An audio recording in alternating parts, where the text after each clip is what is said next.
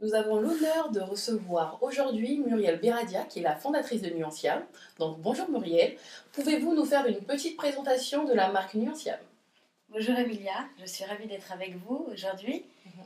Nuanciam est une marque de cosmétiques destinée aux peaux mates à foncées D'accord. et qui existe maintenant depuis 5 ans. Une petite présentation de vous aussi. Alors, j'ai travaillé de nombreuses années pour des marques de cosmétiques. D'accord. Mon parcours était un parcours d'acheteur, de responsable des achats. Mhm. Donc, j'achetais tout ce qui était ingrédients, packaging, PLV pour différentes marques avec lesquelles j'ai travaillé. Et je suis arrivée chez Caudalie avec un poste à responsabilité puisque j'étais responsable des achats. Et ensuite, j'ai décidé de monter ma marque. D'accord. Et ça vous a pris combien d'années d'expérience pour en arriver jusqu'à là? De nombreuses années. D'accord, ok. Quels ont été les facteurs déterminants au lancement du projet Nuanciam? Ma détermination, justement. J'avais envie de créer depuis très longtemps une marque de cosmétiques mais qui me ressemble D'accord. et à destination des peaux mat à foncées. Et en 2009, je me suis dit, Muriel, lance-toi, il faut te lancer.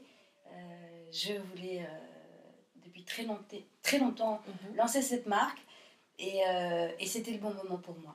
Dites-moi, quel a été le déclic qui a fait que vous avez dit là, je me lance, je fais cette marque? Le déclic, tu vas rire. Tu vas rire, le déclic, c'est que sur un simple texto avec justement le cofondateur de la marque aujourd'hui. Que vous connaissiez donc auparavant? Tout à fait, c'est un ami. Et avant d'être un ami, on était salariés pour justement la même marque. Et il m'a envoyé un texto un soir en me disant j'en ai marre de travailler, j'aimerais bien être mon propre patron, mais je ne sais pas quoi faire. Et je lui ai dit moi je sais ce qu'on va faire ensemble. D'accord. Donc je vais t'en parler et puis l'aventure a démarré comme ça, sur un simple texto. J'aimerais vous poser une question, donc c'est ma question préférée. Donc c'est quelles ont été les difficultés rencontrées donc pour créer la marque, mais est-ce que vous avez pu rencontrer, enfin pu faire face à des difficultés par rapport à votre sexe en tant que femme? J'ai envie de dire que non, quand j'étais jeune, ça n'a pas été une difficulté. Ça l'est à la quarantaine en fait. Ah oui. Celle-là, à la quarantaine, pour des raisons suivantes, c'est qu'on est, on est à des postes de responsabilité. Et quand il y a des choix à faire, on va plutôt privilégier l'homme plutôt que la femme. Mais pourquoi en fait? Ça m'intrigue de se dire qu'une femme, enfin, on a l'impression que les femmes ne sont peut-être pas aptes à prendre certaines décisions, on leur fait moins confiance. Est-ce que vous, par rapport au poste que vous avez aujourd'hui, vous trouvez ça juste? En fait, la femme a une double fonction dans la vie. Elle travaille, mais en plus, elle doit élever ses enfants. Exactement. Donc, elle est tout simplement un peu moins disponible dans la tête des dirigeants parce qu'elle doit s'occuper de ses enfants. Et quand ils sont jeunes, ils peuvent être malades. Donc, on va forcément privilégier plus facilement, du coup, le choix sur un homme qui sera beaucoup plus disponible. Alors qu'une femme, justement, est capable de faire plusieurs choses à la fois. Et donc, c'est un tort pour moi. Voilà, bien sûr, mais il faudrait peut-être souligner cet aspect de polyvalence. Donc, au contraire, moi je trouve ça bien, mais c'est vrai que la famille, ça peut jouer aussi. La vie sociale, ça peut jouer peut-être, ça a un impact. En fait, je pense que la femme a un lien entre la vie professionnelle et la vie sociale. C'est lié, en fait, du coup. Exactement. Mais une femme aujourd'hui, quand elle arrive à un certain poste, elle doit beaucoup travailler et donc il faut être disponible. Donc c'est forcément travailler, c'est au détriment quelque part de la famille et de son environnement familial. D'accord. Je suis d'accord, j'apprends aussi en même temps, mais c'est vrai que vous soulignez un point là très, très sensible. Quelles sont les qualités d'un bon entrepreneur, selon vous? Alors, j'ai envie de dire, les qualités seraient pour moi la ténacité, D'accord. l'écoute, Ok. la détermination, Ça va être soit ça. et puis d'aller au bout de ses rêves. La D'accord. passion. La passion. Ouais, c'est vrai qu'il faut vraiment être passionné parce que sinon on peut être vite. Parce que je pense qu'il y a des risques. Il y a des risques, mais après, il faut être bien entouré. L'entourage Ça fait joue beaucoup. aussi. L'entourage familial, amical et le réseau. Et le réseau, c'est très important. D'accord. Bon, ça, c'est une qualité qu'on va noter. Donc, pour toutes les personnes qui veulent se lancer dans l'entrepreneuriat, qualité à noter. Alors, on va se focaliser sur la marque et donc sur les produits Nuanciam.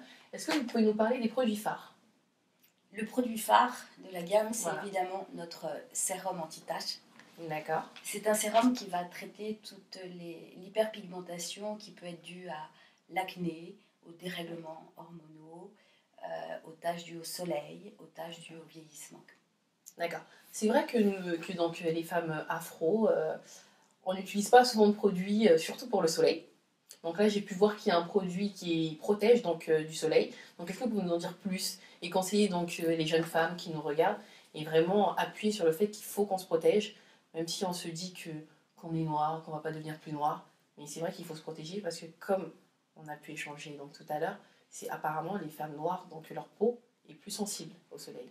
Exactement. Et il y a vraiment beaucoup de risques. Alors, exactement. Il y a 7 fois plus, il y a des études, une étude américaine qui prouve qu'il y a 7 fois plus de cancers sur les peaux mat à foncé.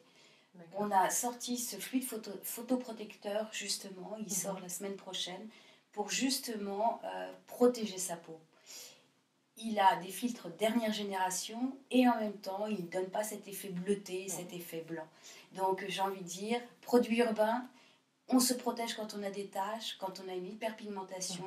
Et c'est vraiment un produit qu'on va utiliser quand on va dans un jardin, quand on va dans un parc, quand on va au soleil, quand on est à la terrasse d'un café.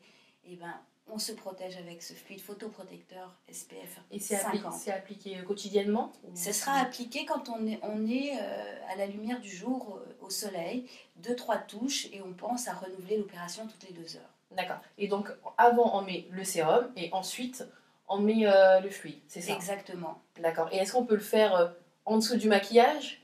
Ou ça serait donc l'appliquer et ne rien mettre, rester plus naturel du coup? Alors moi j'ai envie de dire qu'il faut, évidemment notre peau au soleil va bronzer, donc il faut surtout